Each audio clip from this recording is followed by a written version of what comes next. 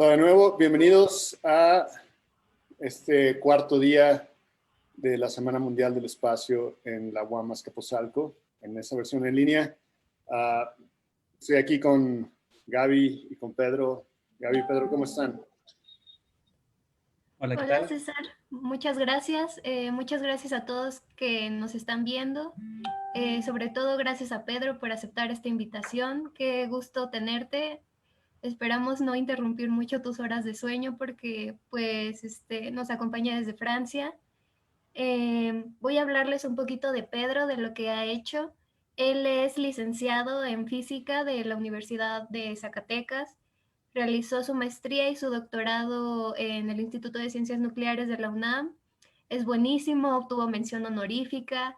Este, Trabaja con medio interestelar y desde hace más de una década es muy apegado a esta parte de la docencia y la enseñanza. Ha sido cofundador de la Sociedad Astronómica de Zacatecas. También ha impartido un montón de clases, ha dado un montón de talleres. Eh, Ahora participa como investigador postdoctoral en el proyecto Dawn of Organic Chemistry en el IPAC de la Universidad de Grenoble-Alpes en Francia. Este, y pues además de todo eso, de ser un excelente investigador, pues también es una gran persona, es un gran amigo. Muchos estamos muy contentos por esa conexión que tuvimos a través de la reunión de estudiantes de astronomía, que pues también él gestionó.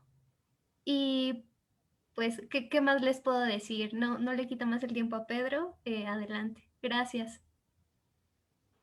Sí, muchas gracias por la invitación. Voy a conectar mi pantalla.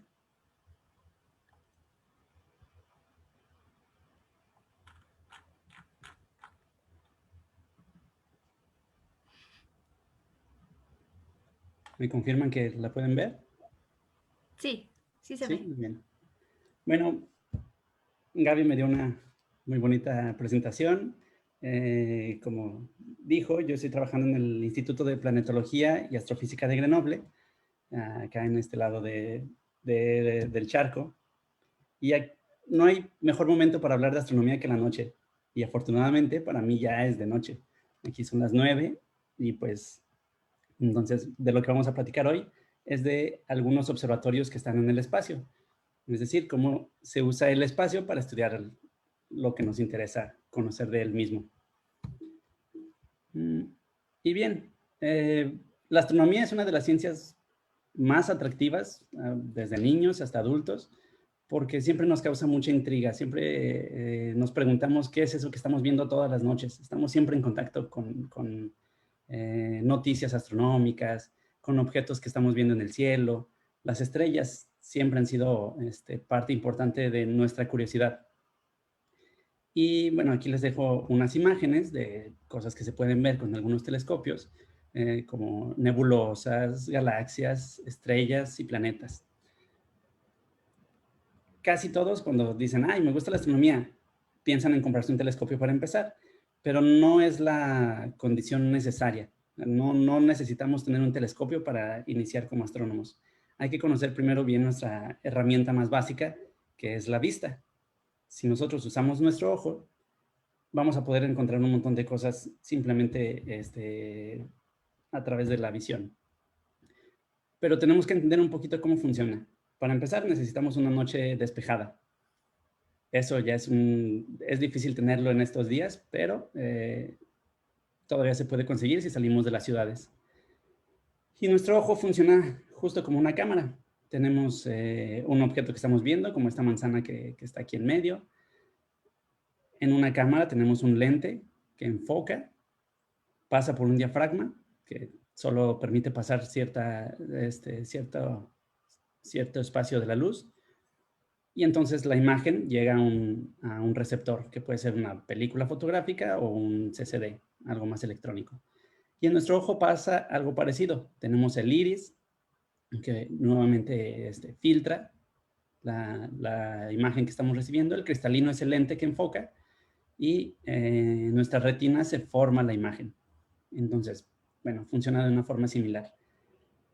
Pero al mismo tiempo, pues tenemos un montón de células que reciben esta información, son nuestras fibras nerviosas, y no son iguales todas. Algunas funcionan son más sensibles al azul, otras son más sensibles al rojo. Las células que hacen esto se llaman conos y bastones. Y tardan en adaptarse a la oscuridad. No podemos llegar a ver el cielo después de haber estado en una habitación como en la que estoy ahorita, iluminada, o rápidamente si quiero ir a ver las estrellas o un planeta, pues vamos a estar un poco encandilados, aunque no lo notemos. Tenemos que pasar un tiempo en la oscuridad para adaptarnos. Esta grafiquita que pongo aquí nada más es para que se hagan una idea de cómo funciona. Si nosotros intentamos pasar de un lugar que está iluminado a un lugar oscuro, nuestros ojos tardan en adaptarse aproximadamente 30 minutos para tener una visión completa de las cosas en la oscuridad. Y para ser una visión casi perfecta, casi una hora. Es por esto que si ustedes van a un lugar donde alguien está usando el telescopio y quieren sacar una foto con flash, pueden arruinarle una hora de observación a las personas. La forma correcta de hacer esto, de ayudarse, es con la luz roja, porque el ojo es menos sensible para el color rojo.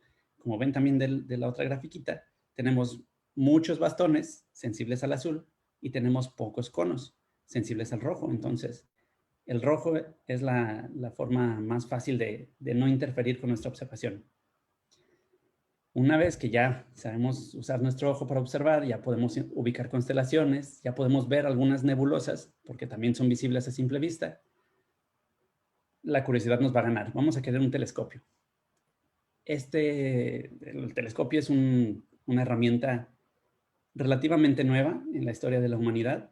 Tenemos el primer telescopio registrado que fue creado por Galileo, el primer telescopio astronómico. Se dice que él ya había escuchado de algunos navegantes que usaban telescopios para ver entre barcos, pero él fue el primero que lo usó con fines astronómicos. En 1609 publica sus resultados y unos 60 años después Newton presenta, bueno, les pongo una foto más reciente, pero la idea es la misma, tiene un telescopio reflector. La diferencia entre estos dos es que el de Galileo usaba lentes y el de Newton usaba espejos. Ahora, igual que a nosotros, si tenemos telescopios pequeños, nos va a seguir dando curiosidad tener algo que sea capaz de observar mejor. Para eso se hicieron telescopios más grandes. ¿Por qué más grandes? Más allá del largo que tenga que ser el telescopio, lo que sí tiene que ser es más ancho. El largo también es importante, pero el ancho del telescopio es el que domina. ¿Por qué? Bueno, pues porque los telescopios y el ojo y cualquier aparato óptico funciona como estos baldes que están aquí para recibir y captar agua de lluvia.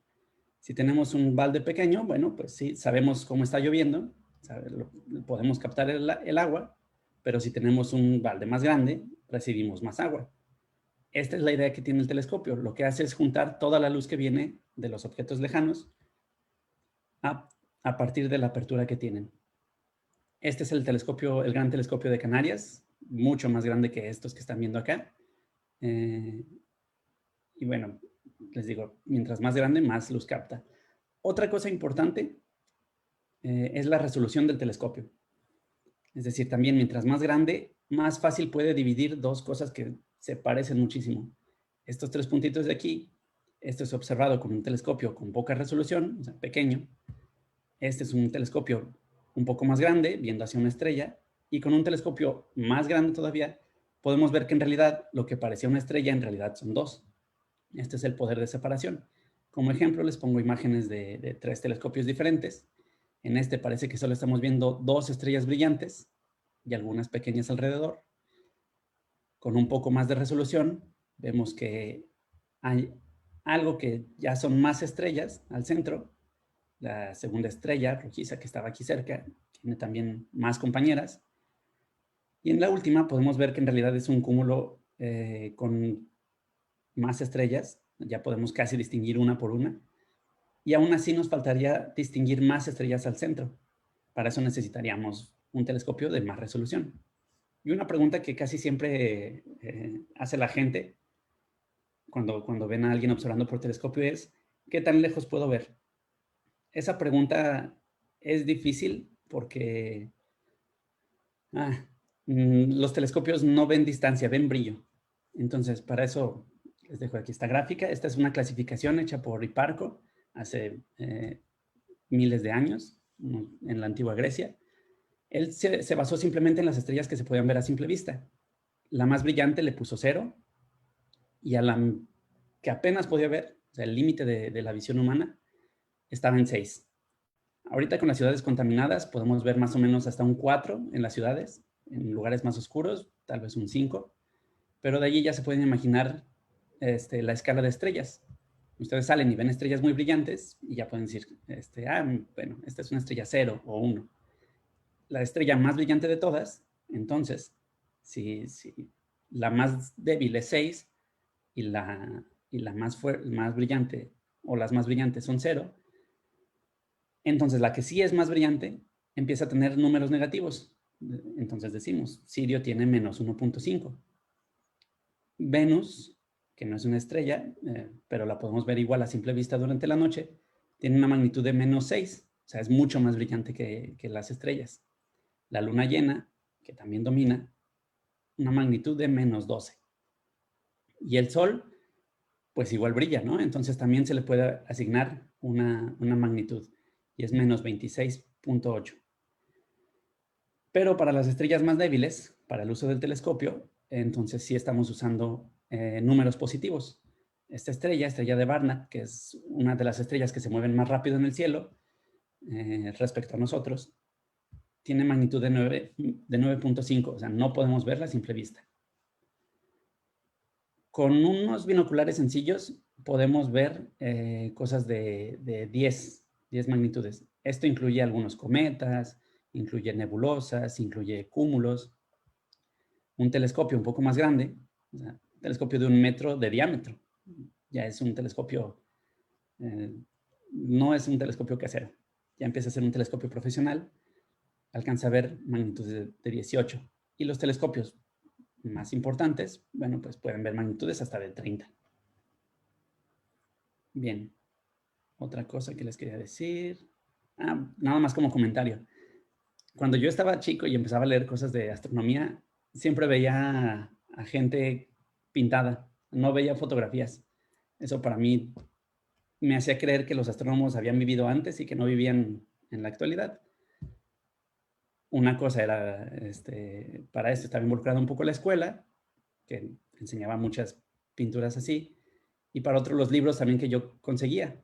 No podía conseguir libros muy actuales, entonces no encontraba fotos, no sabía que existían astrónomos en la actualidad. Bueno. Entonces, nos llega la luz de una estrella o del sol, de lo que ustedes quieran, y la podemos dividir en colores. Y eso es algo que también Newton se dio cuenta. Esto de refractar la luz blanca en lo que le llamamos espectro. Podemos ver los colores que componen a la luz. Regularmente decimos que son azul, amarillo y rojo. Disculpen, tengo algunos problemas de daltonismo. Pero estos 3 colores les decimos fundamentales. En medio de ellos, alguien ve el arco iris y puede decir, sí, el arco iris tiene 7 colores. Yo no diría que 7. No me crean a mí. Ustedes cuéntenlos. Pero si nos ponemos más formales, vamos a encontrar que los colores están en un continuo. No hay realmente 7 colores. Una frontera que nos pueda delimitar estos colores. Entonces podemos en realidad asignar una longitud de onda. Es decir, tratar a la luz como una onda. Le ponemos una longitud, la medimos y entonces ahora sí podemos hablar de colores. Todo esto es a lo que le llamamos espectro. Espectro visible es la marca, la firma de colores de la luz. Y va desde el rojo, pasando por el amarillo, el verde, el azul, hasta el violeta. Y claro, siempre podemos ser un poco más precisos en lo que estamos hablando. Cuando yo les enseñé este espectro, el espectro visible, pues es muy aproximado. Si nosotros en realidad nos ponemos muy exquisitos y empezamos a ver color por color con mucha definición, vamos a darnos cuenta que hay zonas oscuras. Este es un timbre postal en honor a Fraunhofer, que fue uno de los astrónomos, bueno, el astrónomo que se puso a contar estas líneas. Y para la época en la que él vivía, ya se sabía que el espectro, es decir, las líneas que aparecían en la banda de colores, correspondían a los componentes que forman a lo que sea que esté brillando. Es decir, si nosotros estamos viendo ciertas líneas, como en este ejemplo que les pongo aquí, ciertas líneas que faltan, quiere decir que lo que vemos tiene hidrógeno. Esto marcó el inicio en realidad de la astrofísica, ya que podíamos conocer las condiciones físicas de las estrellas y de lo que sea que esté brillando, ya que podemos conocer sus componentes, su temperatura, sus velocidades. Ya no es solo observar las estrellas y describirlas, ya es en realidad caracterizarlas.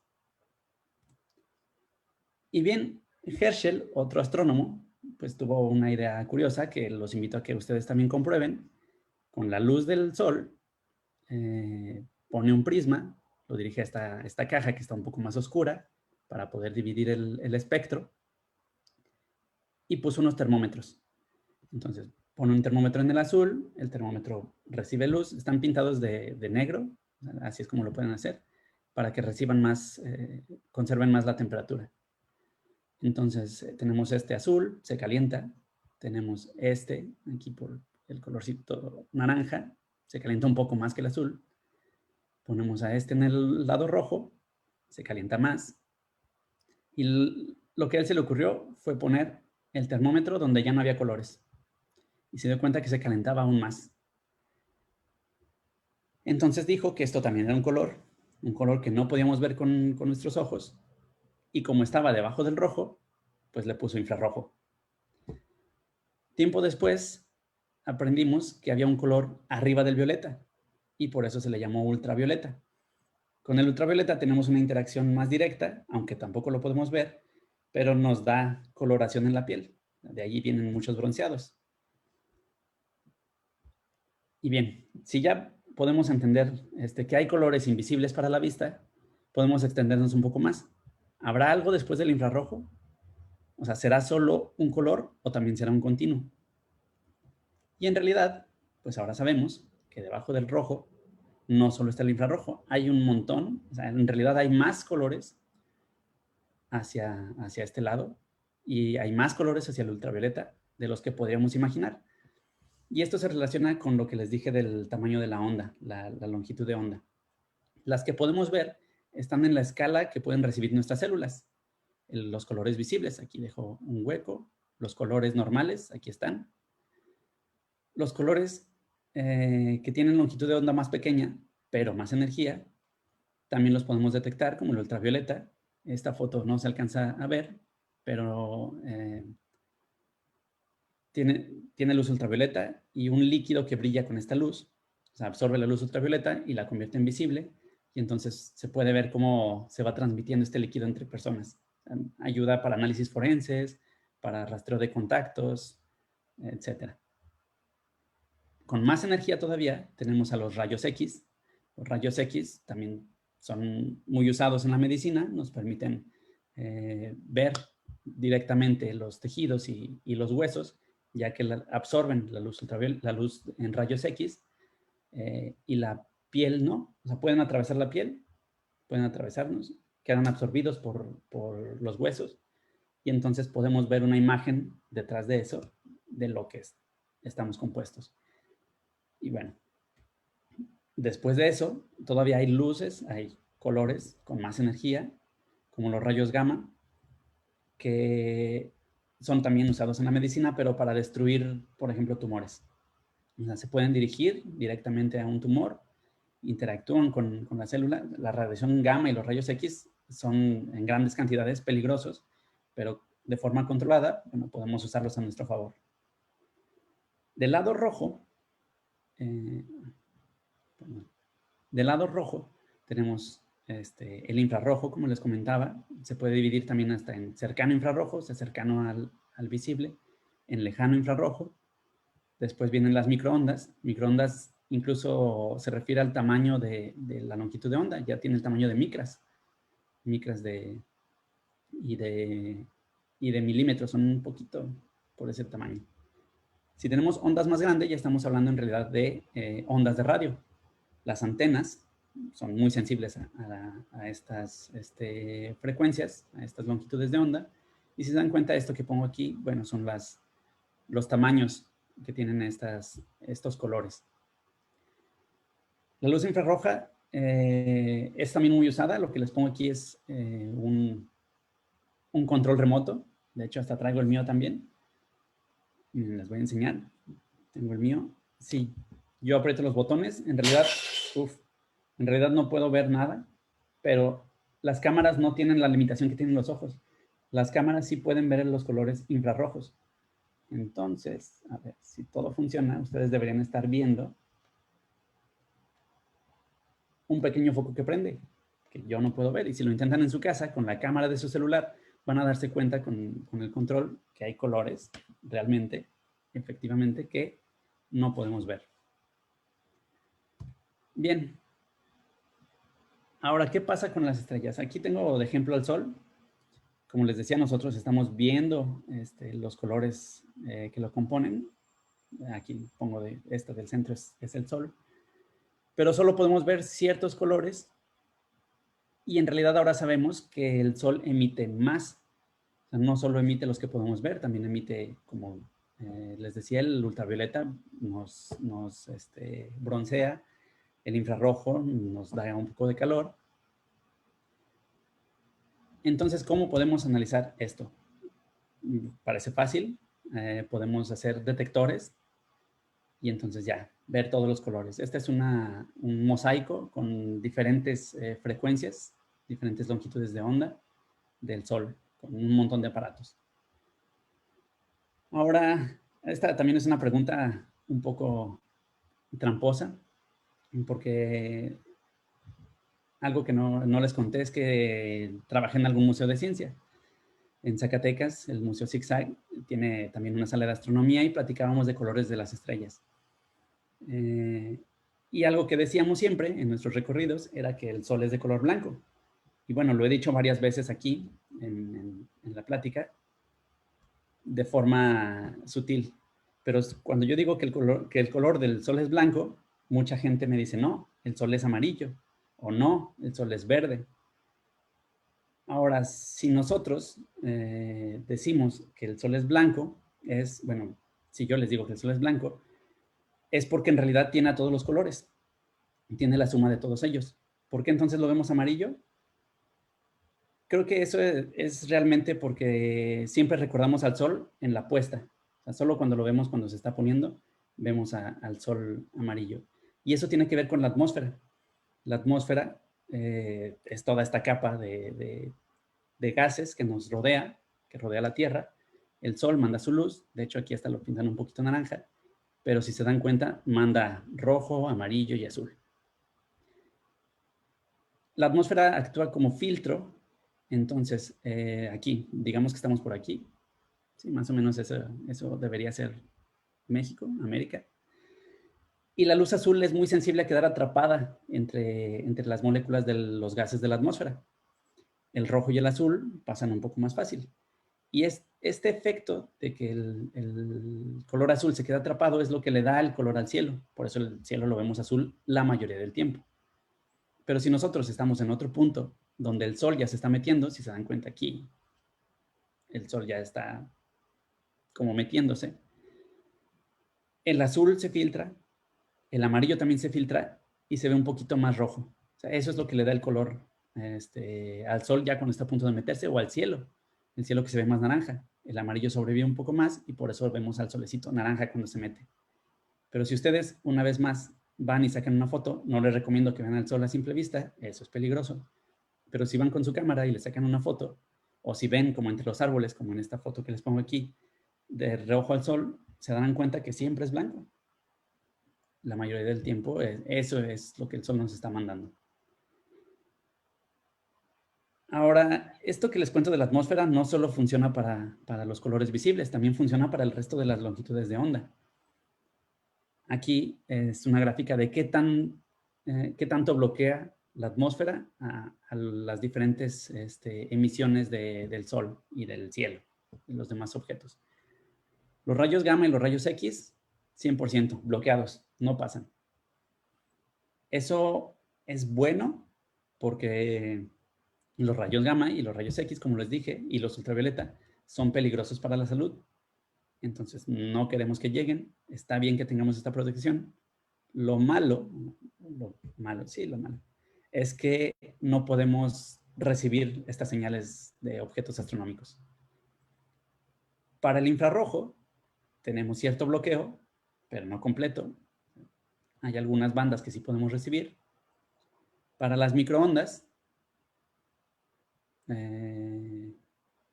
para el infrarrojo, perdón, seguimos en el infrarrojo. El infrarrojo, pero lejano, también está bloqueado, ese sí no pasa. Las ondas de radio, sí, son bastante transparentes, o sea, pueden atravesar. Son tan transparentes que incluso pueden atravesar las casas. Y bueno, eso es la razón por la que podemos tener señal de tele, de celular, bastantes señales dentro de nuestras casas. Atraviesan casi cualquier cosa. Son transparentes a casi lo que les pongan. No todas, hay algunas que son bloqueadas también, que son reflejadas. Pero entonces tenemos telescopios aquí y telescopios acá. A estos les decimos radiotelescopios simplemente porque reciben ondas de radio. Entonces, ¿qué soluciones tenemos para poder observar toda la información que nos manden los objetos astronómicos de rayos gamma, rayos X, ultravioleta, infrarrojo?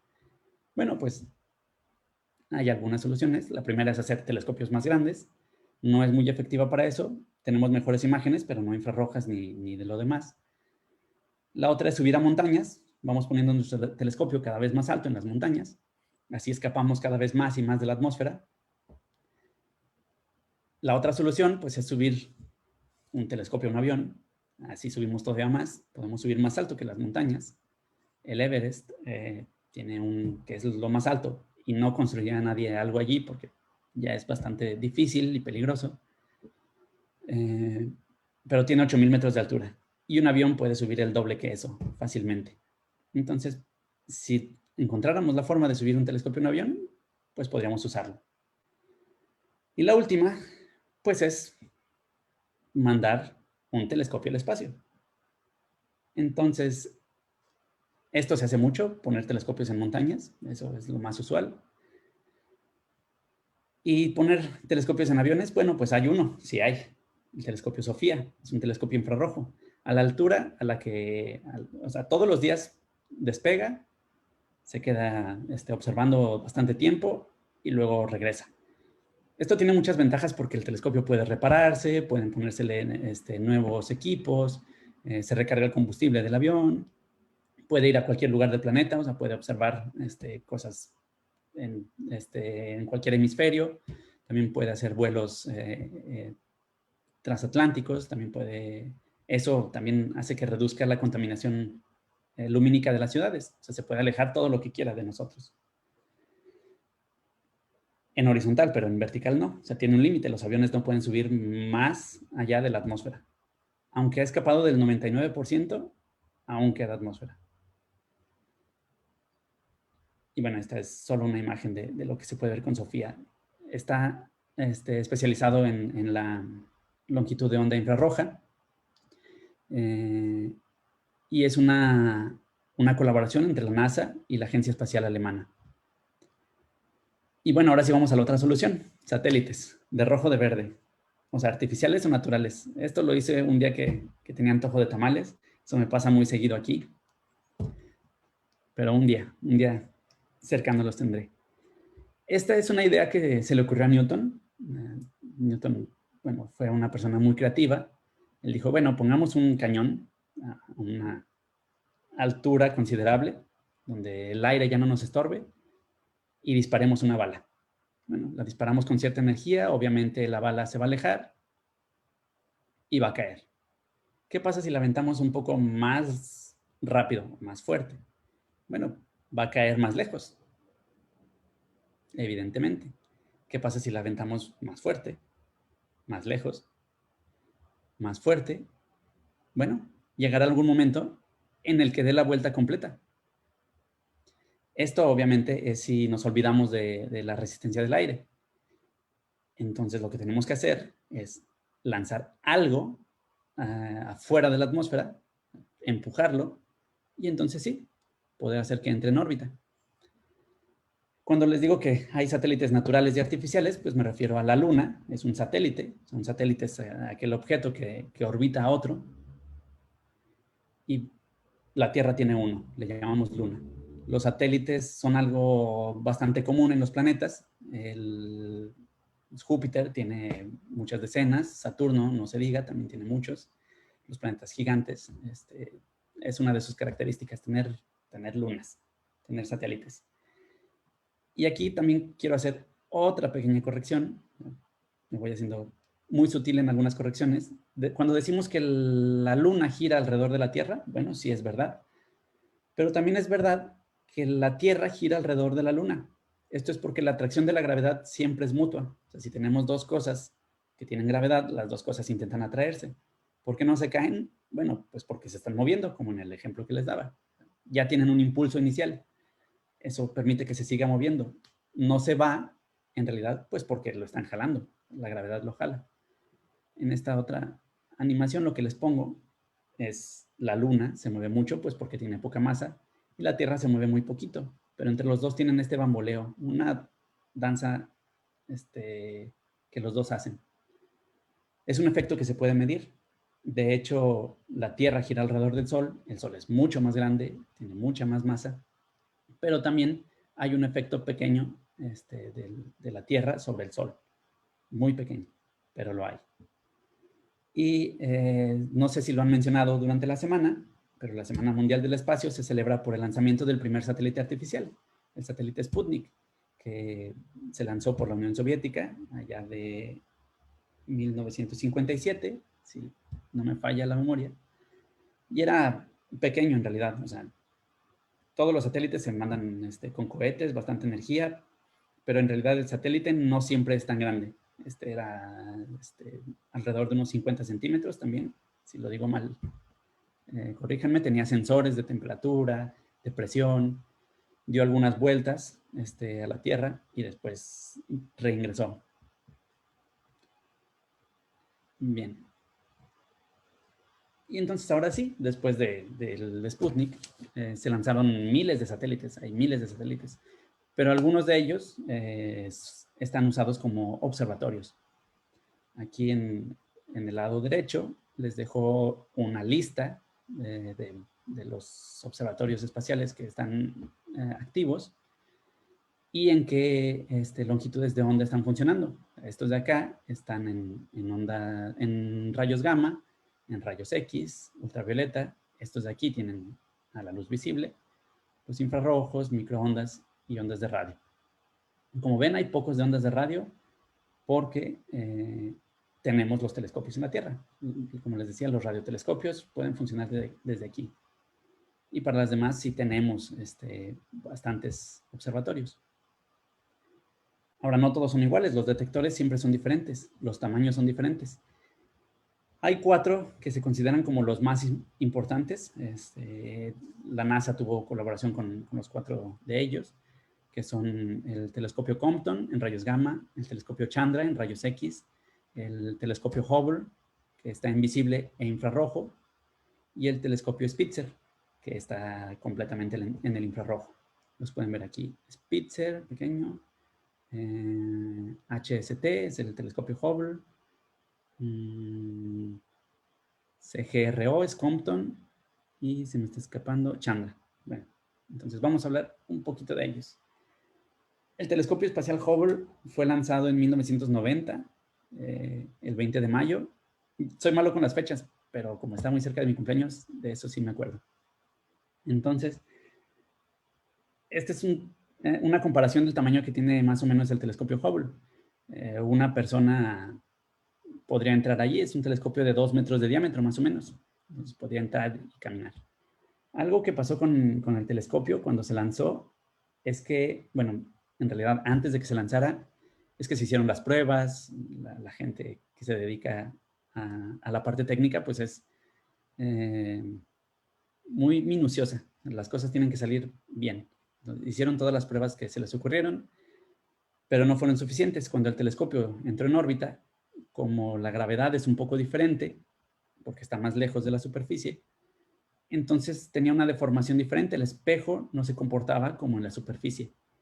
Eso hizo que el telescopio fuera miope. Fue miope por 3 años. Afortunadamente, estaba a 500 kilómetros de la Tierra, en altura, que si se dan cuenta no es una gran distancia superficial, o sea, es como la distancia de la Ciudad de México a Zacatecas, aproximadamente. Y entonces se mandaron misiones. La primera misión de lo que se encargó fue de poner un lente para corregir esta miopía. Fue lo más importante. De ahí en adelante las observaciones fueron fantásticas. Aquí les dejo una colección de imágenes también obtenidas con el telescopio espacial Hubble. Pero no todo se trata solo de fotos, de fotos y ya, sino de qué podemos hacer con estas fotos o qué podemos conocer.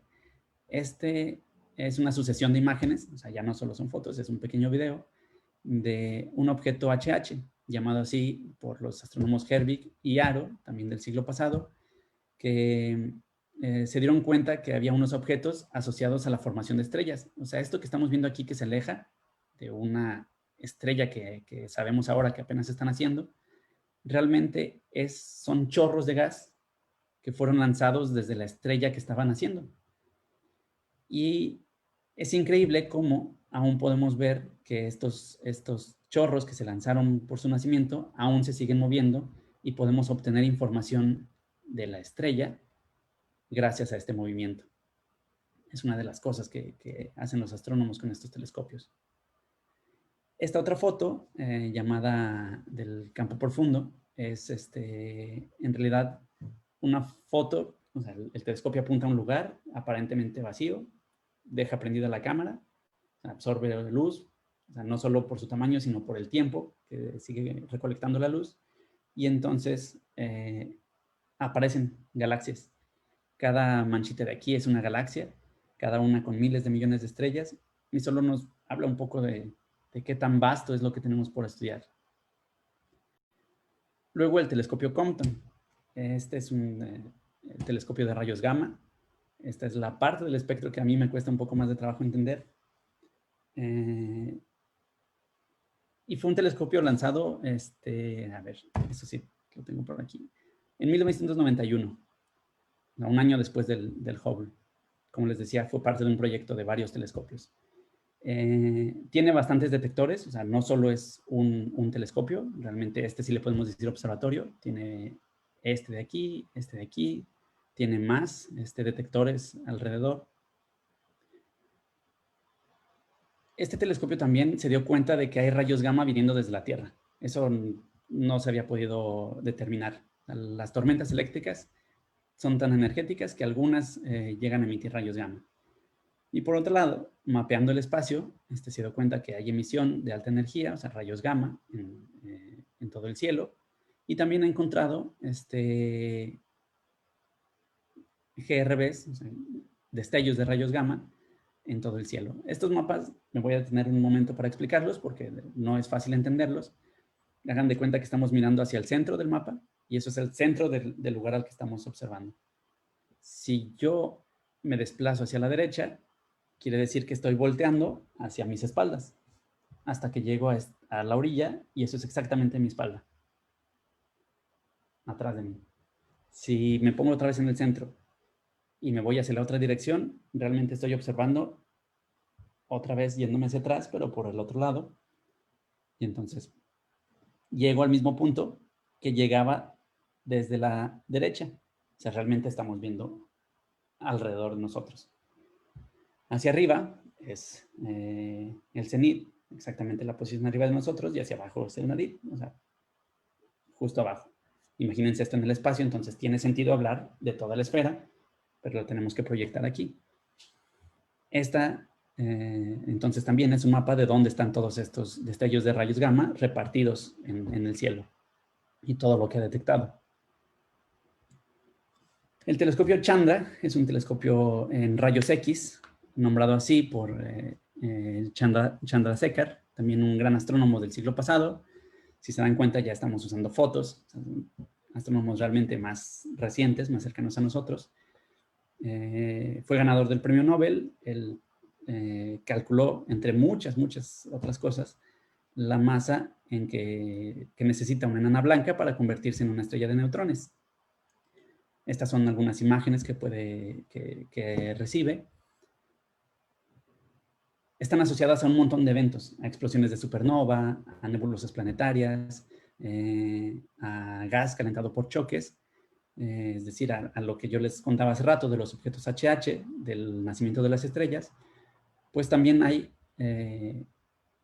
zonas en las que lo que se inyectó, o sea, todo esto que se lanzó, está chocando con lo que ya estaba ahí, el medio interestelar, y entonces también se emiten rayos X. Y este telescopio los puede detectar. Este es un telescopio que ya no se puede reparar. Las condiciones de su órbita no son tan fáciles de seguir como del telescopio Hubble. Esto sí está más alejado, llega hasta 1/3 de la distancia a la Luna, o sea, se va más lejos. No es una órbita circular, o sea, hace una curva más elongada, más como una elipse, un huevo, más parecido, un ovoide.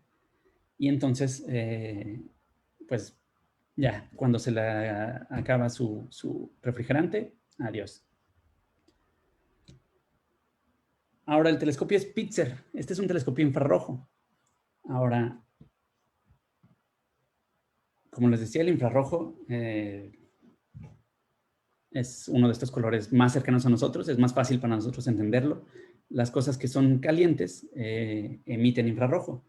No sé si ustedes se acuerdan, debe haber gente joven aquí, pero también gente un poco más grande que yo, que recuerdan los focos de bulbo y los focos ahorradores, cuando les empezamos a llamar así. La diferencia que tienen es que los focos, los focos de bulbo, con las bombillas, funcionaban con una corriente eléctrica que calentaba el filamento y entonces empezaba a brillar, pero empezaba desde el infrarrojo. O sea, gran parte de la energía que estaba mandando el foco era infrarroja. Y de hecho recuerdo de estas cosas empíricas que yo creo que nos pasan o les pasaron a ustedes, es que mis tías me decían, cuando hacía frío, prende el foco para que se caliente el cuarto. O apaga el foco porque hace mucho calor. Y en realidad era por esta radiación infrarroja. Entonces, las cosas que podemos detectar también en el medio interestelar son calientes, entonces las vemos con radiación infrarroja. Si se dan cuenta, es curioso, el telescopio tiene la parte interna pintada de negro y la parte externa pintada es de aluminio reflejante. Esto es porque el aluminio va a reflejar la luz del sol, no va a dejar que se caliente, y el negro es un color que absorbe. O sea, si estamos en un carro pintado de negro, es más fácil que se caliente, pero también es más fácil que se enfríe.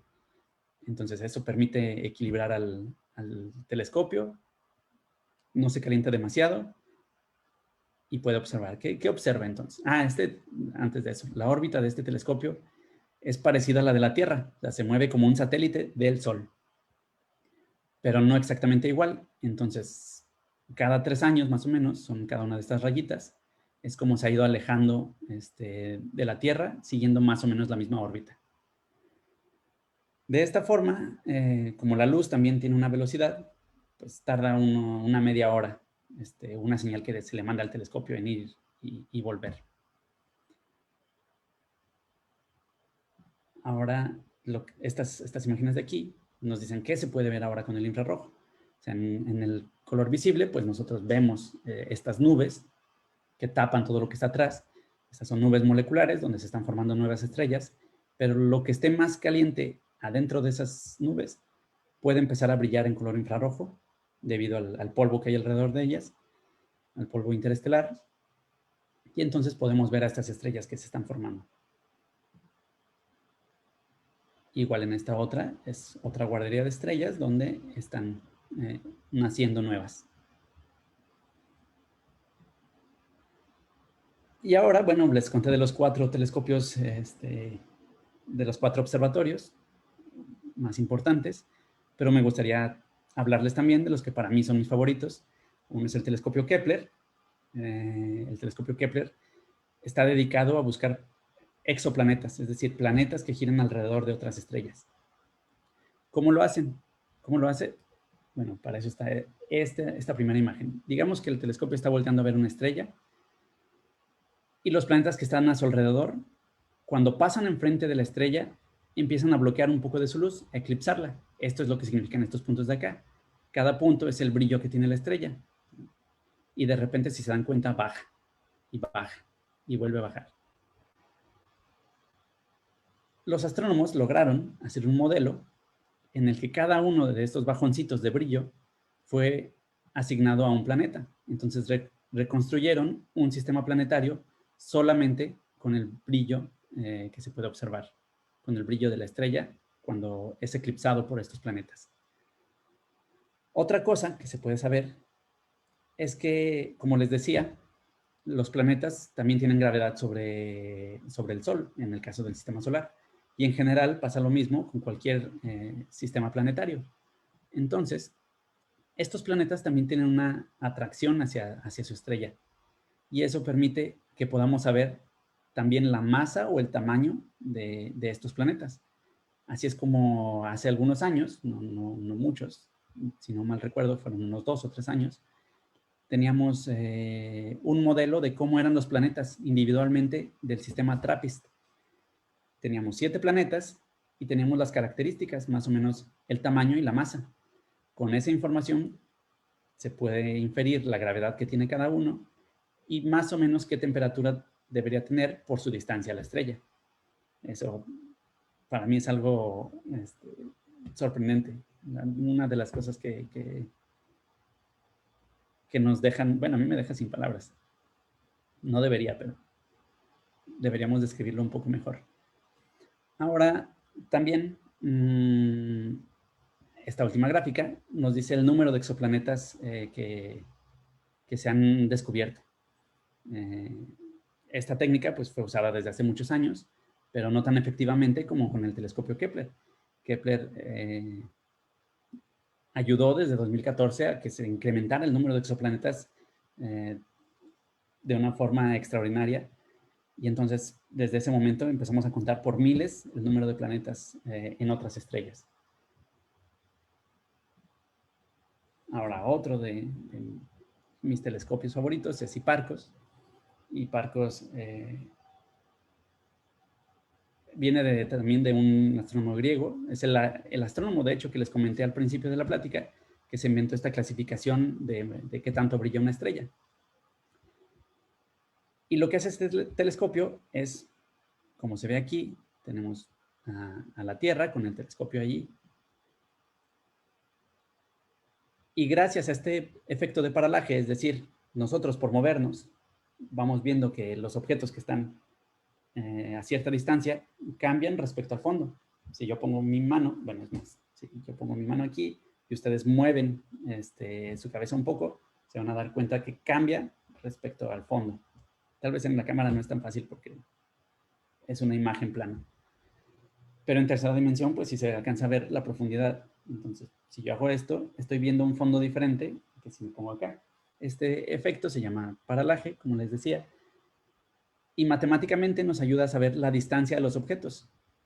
Entonces, yo simplemente conociendo este efecto, qué tanto se movió la estrella, puedo saber la distancia a la que se encuentra.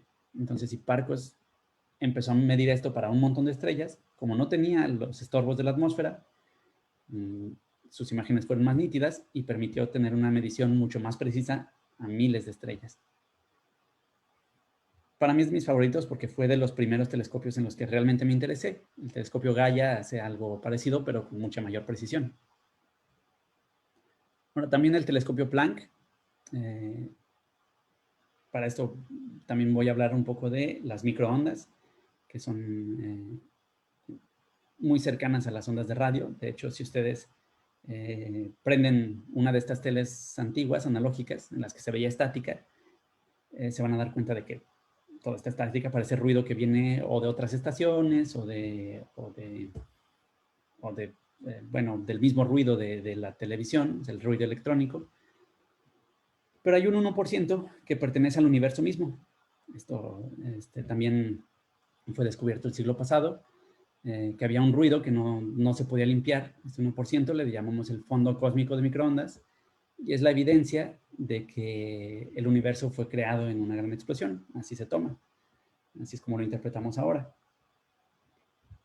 Y realmente, si nos ponemos mucho más finos, otra vez, es verdad, viene de todas partes. Vale casi todo, vale lo mismo en cualquier dirección a la que miremos, excepto si nos ponemos muy finos y empezamos a ver con mayor precisión, como lo hace el telescopio Planck, a cada punto del espacio. Este es otra vez un mapa de todo el espacio. Y hay algunos lugares un poco más fríos, hay lugares un poco más calientes, pero si ven esta barrita de aquí, son microkelvin, o sea, microgrados centígrados, por ejemplo. Entonces, lo que vemos es que no es igual en todas partes, y si esto nos está hablando de la explosión que generó el universo, entonces llegó un momento en el que la explosión no era igual en todos los lugares, y creemos que estas son las semillas que formaron las galaxias. Las anisotropías, se les conoce así, que formaron las galaxias, las semillas del universo actual. Y bueno, este no es de mis favoritos, aún, porque aún no se han lanzado. Este es el reemplazo del telescopio espacial Hubble. Como les decía, el telescopio Hubble tiene un poco más de 2 metros. Este tiene 6.5, 6 metros aproximadamente de diámetro. Cuando se lance, desafortunadamente ha tenido retrasos, pero creemos que ahora sí está muy próximo a ser lanzado. Y como se dan cuenta en esta imagen, cuando se lance, se libere, tiene que hacer un despliegue. No funciona simplemente así lanzado. Tiene que armarse a sí mismo en el espacio. Es como un rompecabezas. Y de hecho, por eso está hecho con estos segmentos de espejo, estos hexágonos, elementos hexagonales que se van ensamblando para formar el espejo. Esto es una ventaja también respecto al Hubble, aunque es más grande, puede mover un poco sus elementos. Entonces, si llegara a haber algún error, se podría modificar simplemente con una instrucción.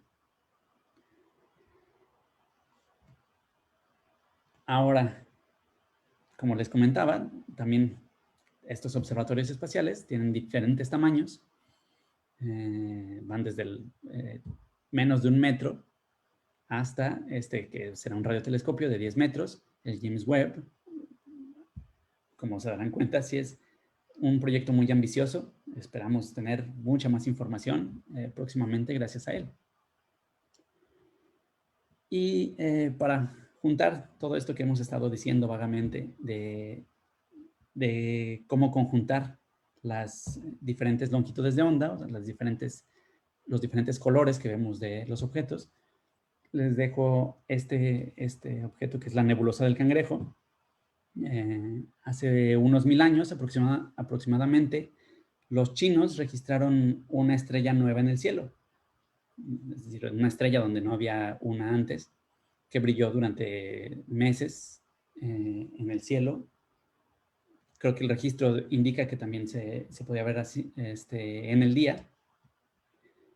Y lo que sabemos ahora, en esa misma posición, gracias a ese registro, es que hay una nebulosa, es decir, gas del medio interestelar, gas interestelar, que está asociado a esa explosión. Entonces podemos decir que este es el remanente de una supernova, una explosión de una estrella. Podemos ver cómo se ve para diferentes telescopios, en óptico, en ultravioleta, en infrarrojo, en rayos X, en ondas de radio. Solo para comparar, esta es una fotografía normal, tomada con un telescopio potente, pero casero. No vemos una cosa muy especial. De hecho, hasta es un telescopio bastante bueno, pero no vemos nada tan especial. Y conjuntando toda la información de las longitudes de onda, pues llegamos a una comprensión mucho más extensa de lo que es la nebulosa del Cangrejo. Gracias a la emisión ultravioleta, al infrarrojo, que nos dice el polvo que hay, al radio, que nos dice qué moléculas podemos observar, el color visible, también que nos deja saber la composición química, o sea, qué elementos hay distribuidos y en qué zonas de la supernova, del remanente. Y en rayos X también se puede ver lo que hay al centro, que es una estrella de neutrones, un pulsar que está emitiendo también ondas de radio. Eso también lo podemos conocer ahora gracias a todas estas observaciones. Y para los próximos observatorios, como les enseñé, el James Webb se ensambla. Entonces sería perfecto poder hacer estas técnicas de origami en las que una sola hoja de papel puede ensamblarse para formar, en este caso, un pájaro o un animal. De hecho, ya hay prototipos para formar muebles a partir de hojas de un material que no es papel. Pero eso podría aplicarse también a los observatorios que se envían al espacio. Podemos mandar una sonda, mandar algo que en el espacio se ensamble y trabaje como se planea desde la Tierra. Y ahora, por último, pues también algunas otras cosas que se pueden hacer con los satélites.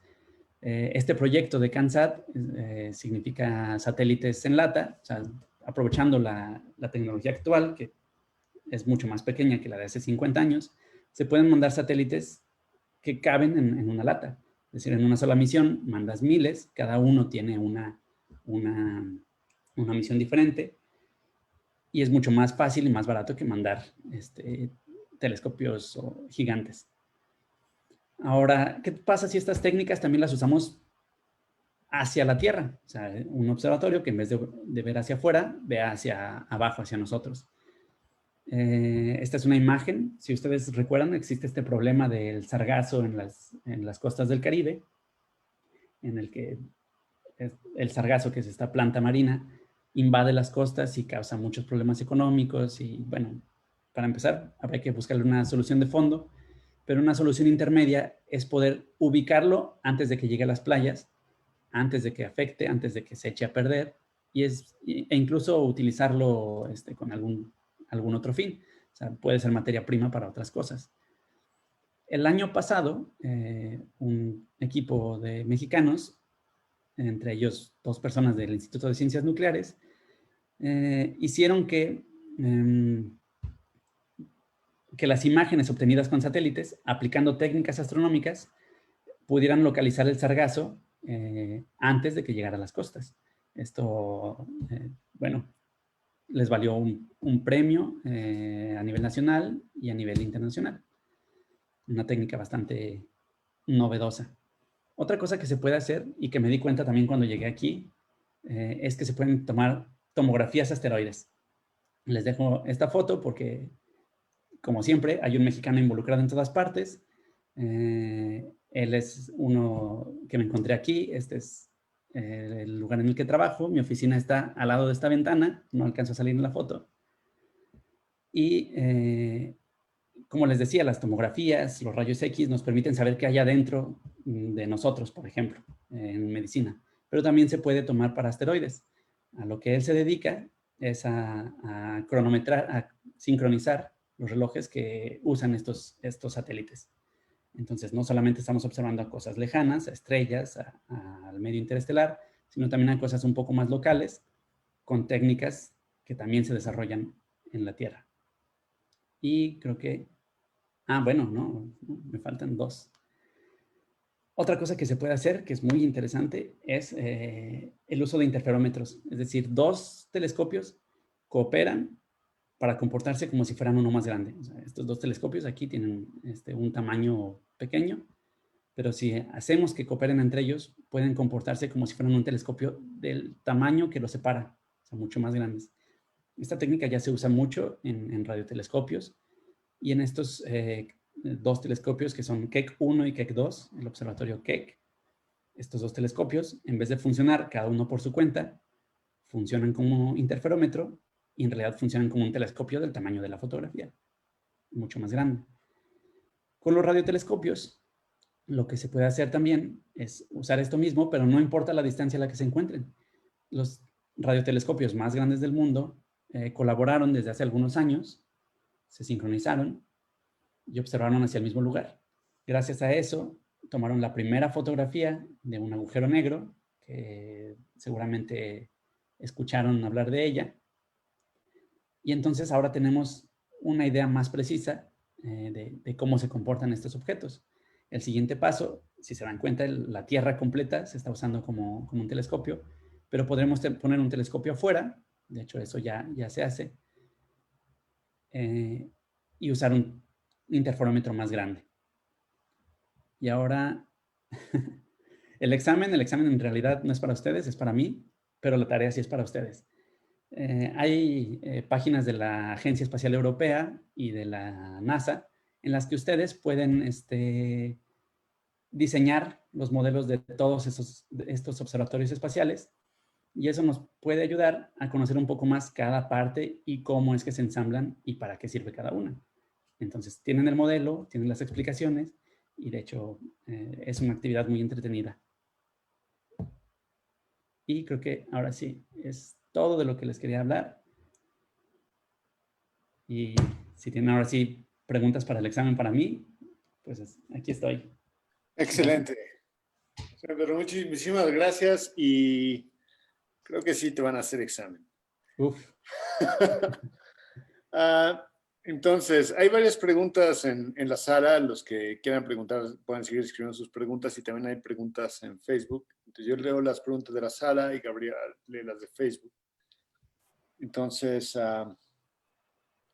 en la sala, Miguel García pregunta, ¿es más conveniente que estén en el espacio los telescopios o en la Tierra? Ya que se deben hacer, si no es que perfectos para que estén en el espacio. Yo creo que depende.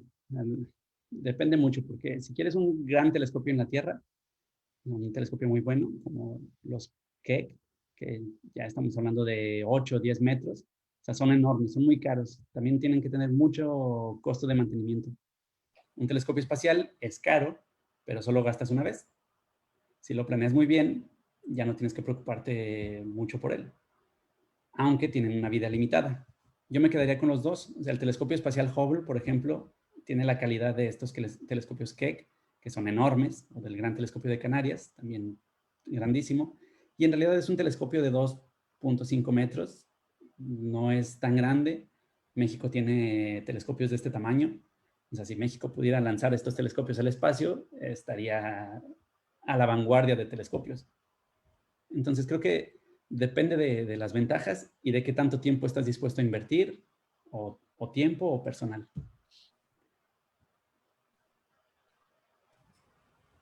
Muchísimas gracias, Pedro. Igual acá por Facebook hay varias preguntas. Te mandan muchos saludos. Sinoe Edu dice, saludos desde tu tierra sagrada, mi estimado. Extraordinario.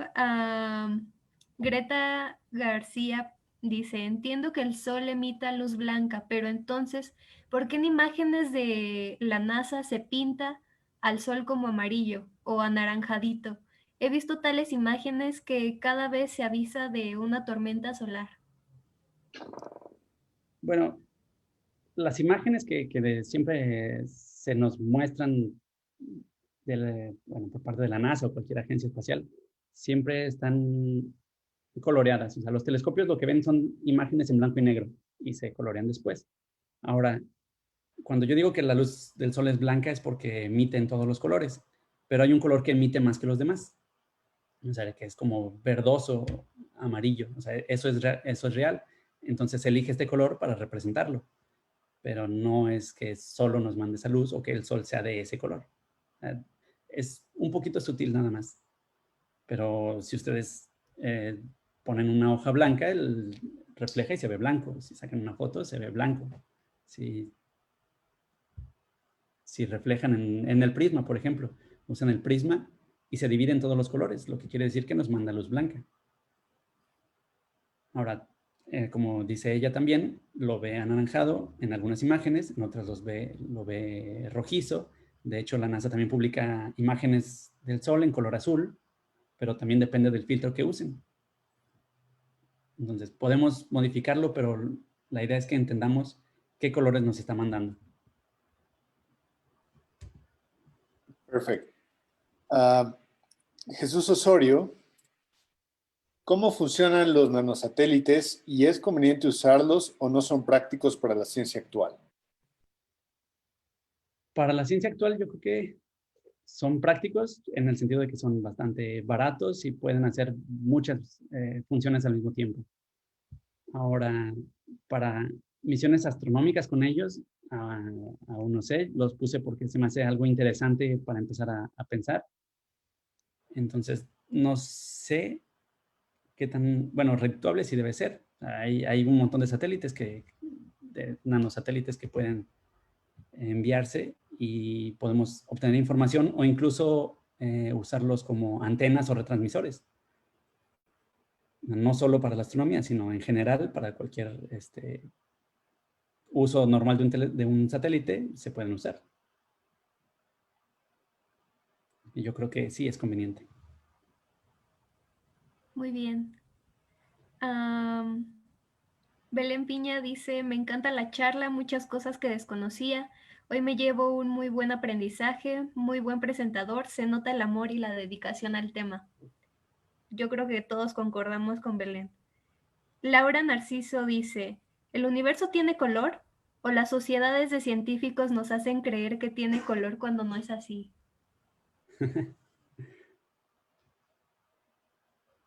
Tiene color.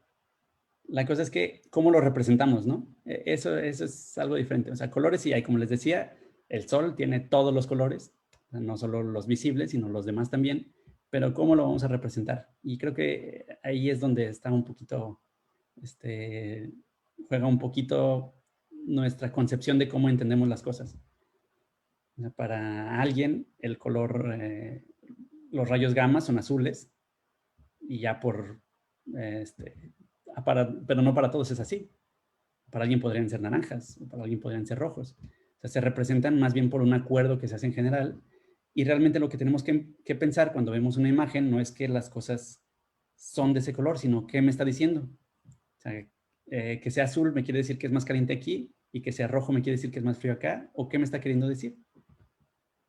Es más bien la pregunta que nos debemos hacer. Hay mucha información puesta en estos colores. No es solo lo que estamos captando con el telescopio, es lo que entendemos de lo que vemos. Perfecto. Diego pregunta, ¿qué tan conveniente es seguir enviando satélites al espacio?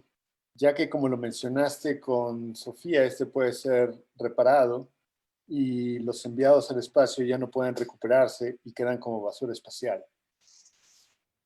Bueno,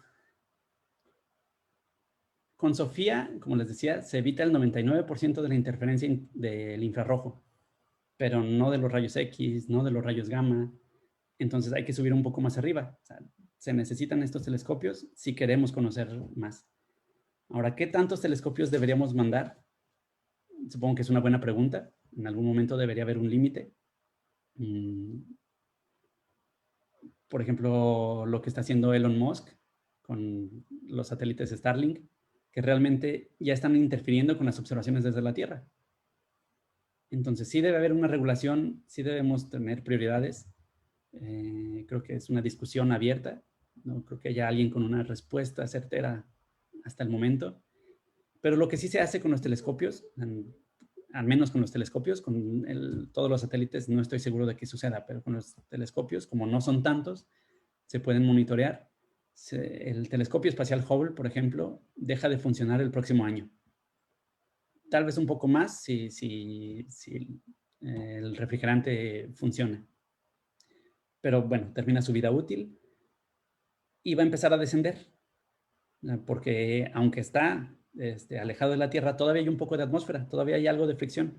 Entonces va a descender y hasta el 2030 está calculada su órbita para reentrar a la Tierra y terminar su vida útil. Bueno, terminar su vida en el espacio. Entonces, todavía le faltan muchos años que va a andar allí dando la vuelta, pero se piensa que caiga, o sea, no que se quede ahí arriba. Eso es lo que se debería hacer en todos los casos. El asunto es que en estos momentos ya hay miles de satélites en el espacio. ¿Qué se hace con todos ellos? Bueno, sí, hay que platicarlo y discutirlo un poco más. Muy bien, gracias. Tal vez para completar un poco la respuesta de Pedro, sí, la basura espacial es un problema.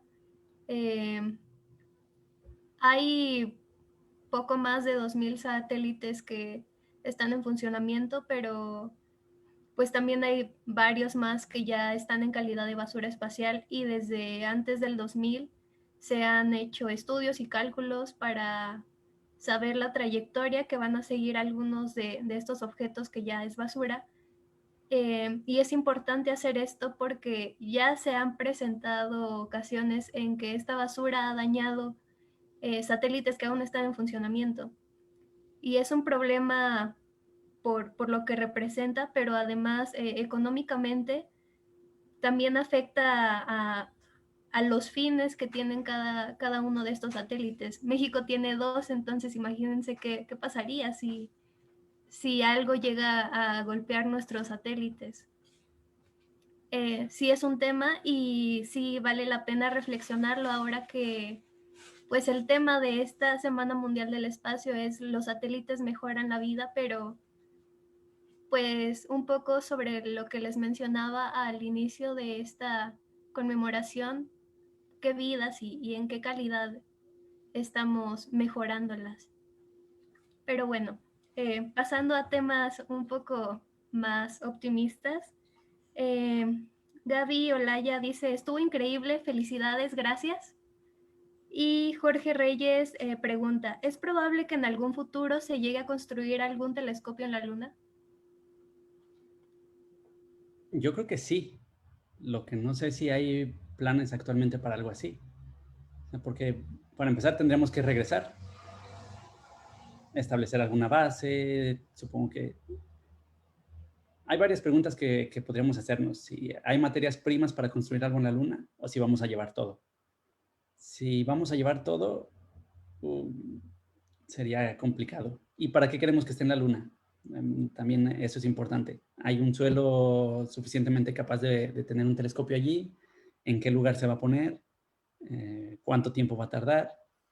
Por ejemplo, el telescopio James Webb va a estar alrededor de la Tierra, pero más lejos que la Luna, para que se bloquee la luz del Sol gracias a eso. Entonces, si la Luna es más caliente de lo que permite el telescopio soportar, no sé si valga la pena tampoco.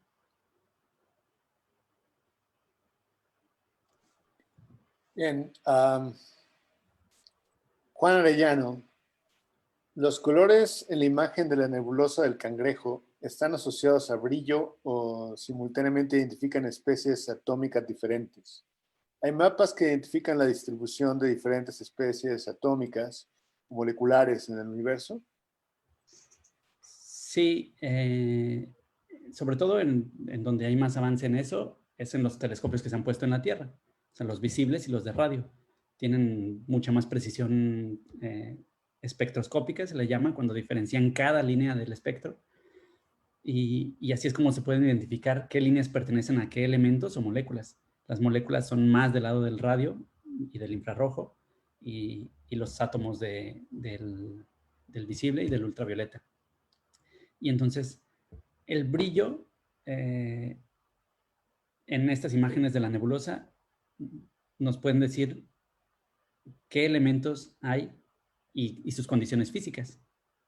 Entonces eso es la idea general que nos dan estas imágenes.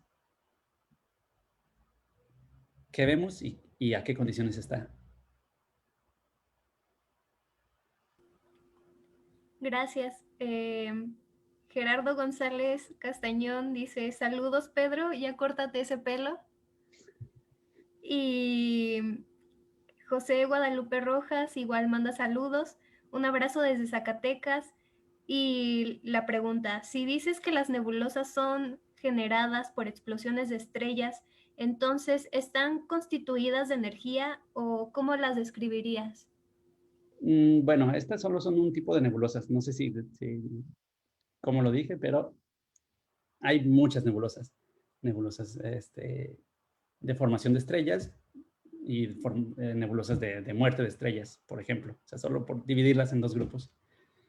La cosa es que las vemos porque, claro, están brillando porque tienen energía. ¿De dónde viene esa energía? Depende. En estas de explosiones vienen porque el gas y el polvo que se está moviendo está chocando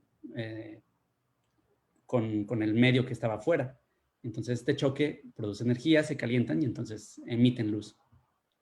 En otro tipo de nebulosas, que son ionizadas, la estrella que está en el centro es tan caliente que tiene, bueno, colores o luz ultravioleta y de rayos X que puede ionizar el material y es como un foco en realidad. O sea, es material ionizado que brilla como un foco de los focos ahorradores que les comentaba. Es el mismo efecto. Se ioniza el átomo cuando que significa quitarle un electrón, y ese electrón regresa emitiendo un fotón, lo que quiere decir que lo vamos a ver, que va a brillar. Entonces sí hay energía involucrada. ¿Qué proceso lo causa? Bueno, esa es justo la pregunta que hay que resolver en cada nebulosa en específico. Perfecto. Santos Mercado de Reyes. Dadas las fuerzas gravitacionales, podríamos decir que nunca una órbita es igual a la del ciclo anterior. ¿Es así? Bueno, si los objetos fueran esféricos y perfectos y solo hubiera dos, digamos, pues sí, las órbitas serían perfectas. Pero no es así, siempre hay perturbaciones. O hay perturbaciones por otros cuerpos que están lejos o porque los mismos dos que están interactuando no son perfectos. Entonces sí hay variaciones. Sí, podemos decir que no es la misma, pero casi la misma. La Luna, por ejemplo, se aleja a un ritmo de 3 centímetros al año de la Tierra en su órbita. Su órbita es cada vez un poco más abierta. Los telescopios que les comentaba, como todavía tienen un rozamiento con la Tierra, pues tienen una espiral, pero hacia adentro. Entonces no son iguales por razones, no por la fuerza de gravedad, sino por las imperfecciones que hay en el modelo, todas las perturbaciones que hay, que deben calcularse también. Eso también es algo importante. Hay forma de calcular estas variaciones e incluirlas para que la órbita sea casi siempre la misma. Algo también hay para agregar, nada más para acabarlo, es que el telescopio Hubble, como les decía, se iba cayendo un poco cada cierto tiempo y las misiones lo volvían a empujar para ponerlo en la órbita original, para que siempre siguiera en su lugar. Ahora sí, listo. Gracias, Pedro. Esta es una pregunta mía. ¿Sabes o nos podrías hablar un poco más sobre este trabajo de tu colega sobre la sincronización y el cronometraje que tienen o que hace? Sí, ¿podría hablar un poco más? No estoy seguro. Es muy interesante, pero creo que tendría que preguntarle. Sí, sí, es una técnica bastante nueva. O sea, es lo que él acaba de presentar hace un tiempo en su tesis de doctorado. Entonces, sí, es muy interesante, pero no tengo tantos detalles. Ok, muchas gracias. Bueno, quizás ahorita puedan explicar un poco más la pregunta. Voy a hacer la pregunta de Eric Ramírez Arteaga. ¿Cómo se utiliza la gravedad asociada a cuerpos con gran masa como telescopios? No estoy seguro de haber entendido la pregunta. ¿Cómo se usa la gravedad? Sí, creo que está hablando de lentes gravitacionales, ¿no? Bueno, eso entiendo. El asunto es que la gravedad funciona también para la luz. O sea, la luz también es atraída por la gravedad. Más que atraída, es parte de la teoría de la relatividad, es que los objetos con gran masa, en vez de jalar, en realidad curvan el espacio alrededor. Es un concepto geométrico. Pero eso quiere decir que si la luz va caminando por ahí, cae en esa curva entonces se desvía. Entonces yo voy a poner, necesito algo decente para representarlo. Tengo un objeto con gran masa y viene la luz del foco que está allá atrás, que viene pasando por este lado, pero entonces se curva y la estamos viendo en la cámara.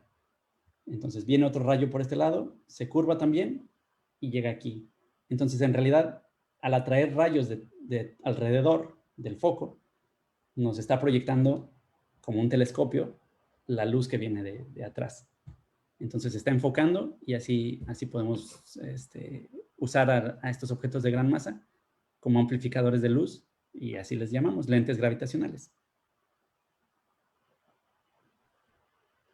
Pues, en ese sentido, también, ahora hablaste un montón de telescopios ópticos, funcionan con luz, pero justo ahora también se empieza a hablar de astronomía, de ondas gravitacionales.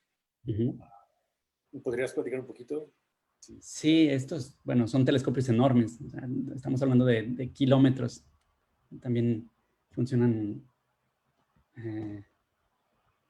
también como interferómetro, pero en el sentido de un experimento en el que la luz viaja por una distancia, se divide en dos rayos y después se vuelve a encontrar. Entonces, a estos dos rayos que se encuentran se dice que interfieren. Si interfieren de forma positiva, entonces se vuelven a juntar para hacer el rayo original. Si se juntan de forma destructiva, entonces se cancelan y ya no vemos nada. Entonces, este camino por el que pasan estos dos rayos es, como les digo, de kilómetros. Y si hay alguna afectación en general en alguna parte, una afectación al tamaño de esta distancia, entonces van a interferir de forma negativa y se cancelan. Ahora, se hace esto, se han quitado todos los ruidos internos, o sea, estos telescopios larguísimos a veces interfieren, a veces no, a veces, bueno, interfieren de forma positiva, a veces de forma negativa, y se han quitado todas las posibles fuentes de error, que son terremotos, microterremotos, vientos, atmósfera, temperatura, todos se han quitado. Y la única opción posible es que haya ondas gravitacionales, es decir, ondas que no son luz, pero viajan a la misma velocidad, viniendo de cosas muy energéticas como el choque de agujeros negros. Estas ondas lo que hacen es alargar el tamaño de ciertas cosas, bueno, del espacio alrededor, y eso es lo que altera el tamaño de estos caminos de estos rayos de luz, y entonces interfieren.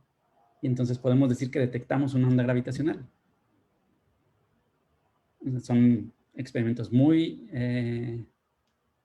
no quiero decir, bueno, sí, la palabra es delicados. Así hay que quitar todos los ruidos de fondo y entonces ya tenemos una señal.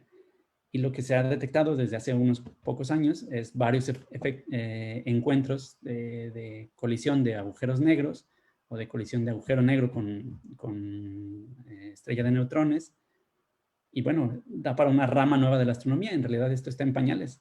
Ya se esperaba encontrarlas, pero el campo es enorme. Si con los diferentes colores les di una perspectiva de lo que se entiende, o sea, se va a abrir una rama completamente nueva. No sé si alguien tiene más preguntas por acá. Gracias por la respuesta. Ahorita tengo otra más yo, pero Bueno. En la sala hay alguien que se anima. Bueno, que alguien se anima. La pregunta iba justo en este sentido, de que últimamente, no sé si últimamente, pero es últimamente que he visto que respecto a las señales astronómicas que uno tiene, no solo se representan en el visible, sino también se han representado con sonidos. ¿Podrías hablar un poco de ello también? Después, no sé. Sí, bueno, hace mucho tiempo un amigo me decía, o sea, me hacía esa pregunta como acertijo, ¿no? Que ¿cómo seríamos capaces de hacer que un ciego pudiera ver? Y entonces yo me quedé pensando mucho tiempo en eso. y me di cuenta que en realidad somos bastante ciegos, ¿no? Como les decía, hay todos estos colores que no podemos ver y que tenemos que entender y que tenemos que interpretar. O sea, vemos, pero solo un poco. Ahora, ¿qué pasa si no viéramos nada? O sea, también tenemos que aprender a representar esto de alguna forma que también funcione como las ondas. El sonido es lo más cercano que tenemos. Entonces, si a cada color le asignamos un sonido, entonces ya tenemos otra vez un espectro de sonido que podemos identificar e interpretar. Y lo mismo que pasa con los colores, también pasa con los sonidos. También tenemos ultrasonido, sonidos que no escuchamos, pero que también tienen energía. Y tenemos infrasonidos. O sea, tenemos en los dos extremos, también hay sonidos que no podemos escuchar. Y de hecho el oído se gasta mucho más rápido. Hay sonidos que los niños pueden escuchar y que los adultos no. Entonces, todo esto tenemos que aprender también a interpretarlo. Y yo creo que nos sirve mucho para comunicarnos también con la gente que no puede ver, o sea, que definitivamente no ve, al poderles hablar en esta interpretación de los sonidos. Ellos también son capaces. En algún momento también trabajé con gente con capacidades visuales diferentes. Y realmente la curiosidad que tienen es la misma que de nosotros, ¿no? Y hay un campo completo en el que realmente somos igual de ciegos, entonces podemos realmente interpretar de esta forma el universo. Yo creo que esto también de los sonidos no ha sido muy explotado. Creo que falta mucho por hacer, que hay gente que podría incluso dedicarse completamente a eso. Bien, gracias, Gaby. Muchas gracias, Pedro. Yo tengo otra pregunta. Pensando o retomando un poco sobre el Event Horizons Telescope, lo que mencionaba sobre este poder, por así decirlo, que radica en la distancia de separación que hay entre los telescopios, ¿en qué beneficia o en qué ayuda que haya telescopios como intermedios entre esas distancias? Bueno, es que lo que tú haces es reconstruir la información que te llega del objeto, ¿no? Entonces, mientras más telescopios tengas, más fácil es que la reconstruyas. O sea, realmente tienes las piezas de un rompecabezas incompleto. Si tienes suficientes piezas, ya puedes armarlo. O sea, ya puedes imaginarte lo que es. Si tienes muy pocas, solo vas a adivinar. Entonces, realmente más telescopios y más tiempo de observación. Realmente puedes usar los mismos telescopios, pero más tiempo en otros lugares, o sea, aprovechando la rotación de la Tierra, los usas más tiempo y eso sustituye a la falta de telescopios, que es justo lo que hicieron.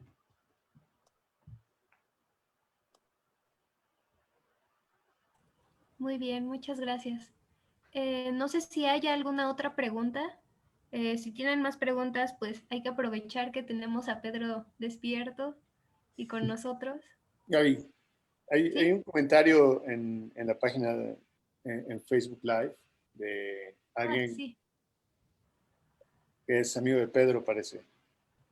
Estoy viendo eso. Si quieres, puedes leer lo que dicen, lo que reviso unas cosas, por favor. Sí, claro. Ricardo Granados nos dice, hola, soy el amigo de Pedro que mencionó sobre el radar para tomografía de asteroides. Si tienen dudas o alguna pregunta sobre sincronización para la tomografía, estoy por acá. Me pueden enviar un mensaje y con gusto les resuelvo cualquier duda. Yo creo que le vamos a tomar la palabra y probablemente lo invitemos a que nos hable de su trabajo y de cómo funciona este método. Yo creo que nos comunicaremos con Ricardo pronto. Sí, me parece muy Gracias. bien. Justo, lo acabo de invitar a la sala.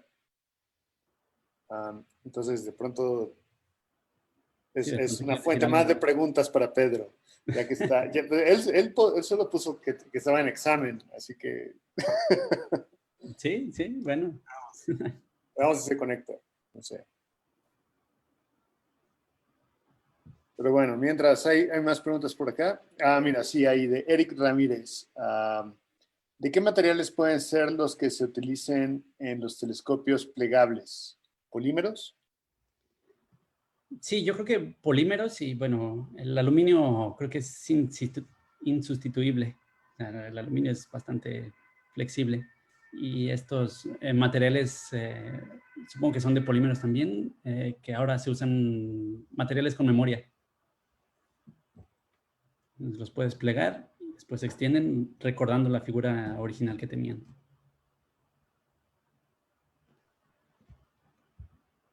Bien.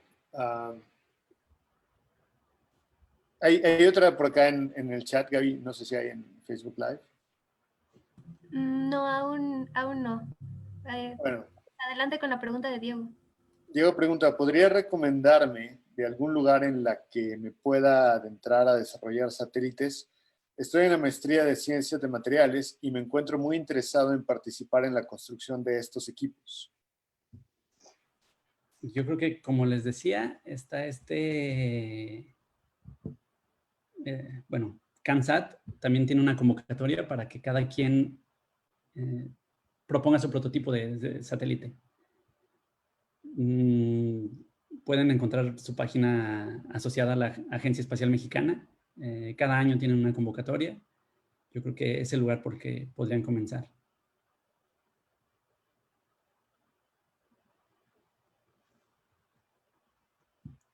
El micrófono está apagado, César.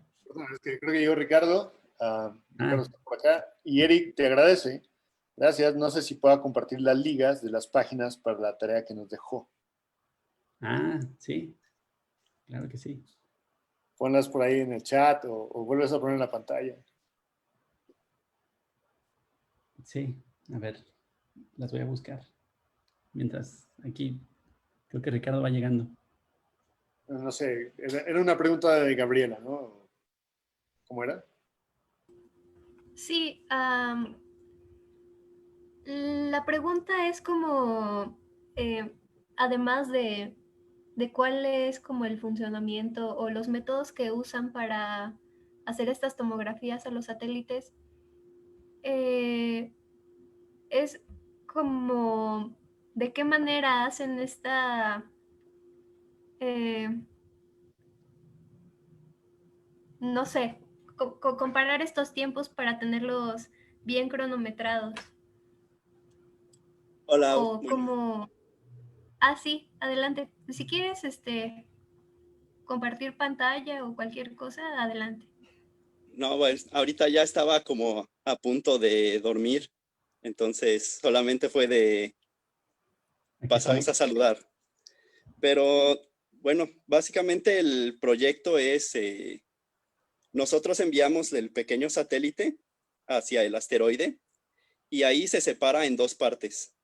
Una aterriza en el asteroide y la otra permanece orbitando alrededor del asteroide. Entonces lo que hacemos es enviar una señal de uno al otro y medir el tiempo que se tarda en atravesar el asteroide. Y con eso podemos medir algunas de las propiedades internas. Yo la parte que trabajé y desarrollé fue justamente la de sincronización de los dos relojes para las dos partes, la que está en el asteroide y la que está orbitando alrededor. Y pues básicamente lo que nosotros hicimos fue hacer todo el modelado de tiempo y trabajar directamente con métodos de sincronización que son utilizados en sistemas de sensores inalámbricos aquí en la Tierra y los adaptamos justamente para poder trabajar en el espacio con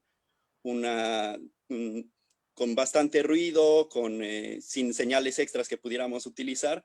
Entonces es simplemente la adaptación de metodologías que usamos aquí en la Tierra y las adaptamos para el espacio.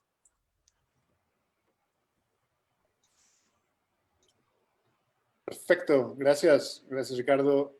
Miren, Rubén está poniendo en el chat de Zoom las ligas que les pidió Diego.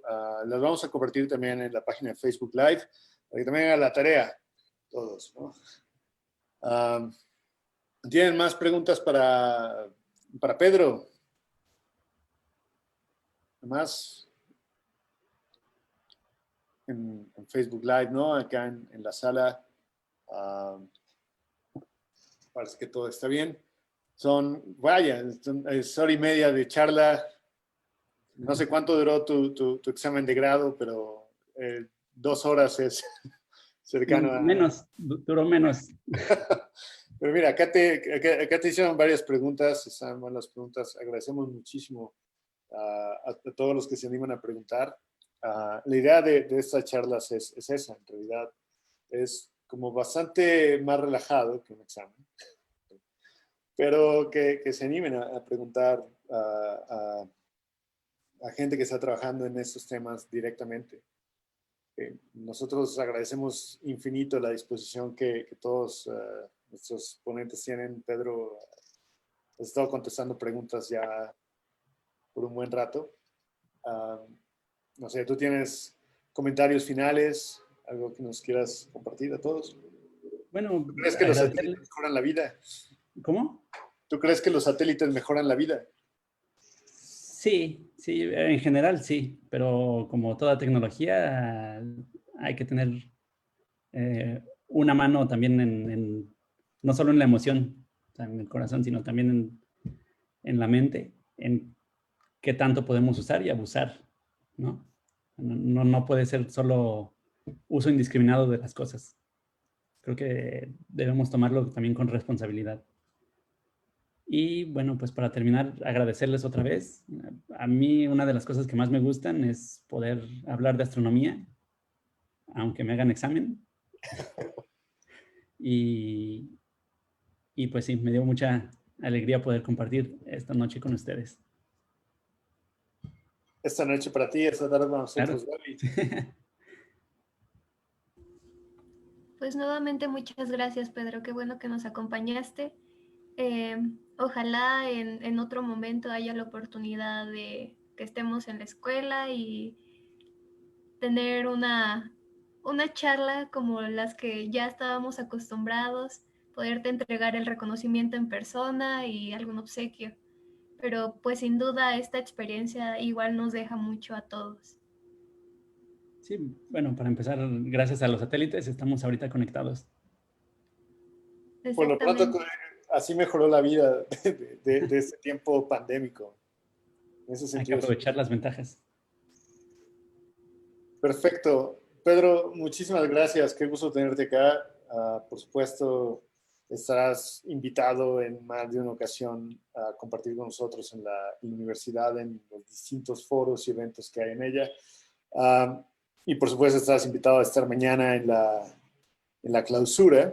Mañana tendremos a Luis Fernando Lara, que es integrante del Colegio Nacional, que como algunos saben es como la máxima institución académica que tiene el país. Y entonces él nos va a hablar un poco de un aspecto más humano del espacio, de cosas que ha estado trabajando en años recientes. Por supuesto, Pedro, estás invitado a contribuir a la discusión, a preguntar, a hacerle examen. Alguien que es integrante del Colegio Nacional, yo creo que está listo en todo momento para que le hagan un examen, más que el poner exámenes a los demás. Entonces, pues preguntémosle. Gracias por responder todas estas preguntas. Gracias por tu disposición. Y gracias, Gabriela. ¿Tienes algo más que agregar antes de cerrar la transmisión? Pues nada, también muchas gracias a todos los que nos acompañaron y sintonizaron a través de Facebook. Los esperamos el día de mañana. Ya César habló un poco. No sabemos exactamente cómo vaya a estar. Seguro va a estar buenísimo. Y pues los esperamos mañana igual a las 2 para aprender un poco de esta perspectiva humana y para clausurar el evento. Extraordinario. Gracias a todos. Gracias a todos los que se conectaron. Gracias, Pedro. Y nos vemos mañana. Hasta mañana. Adiós.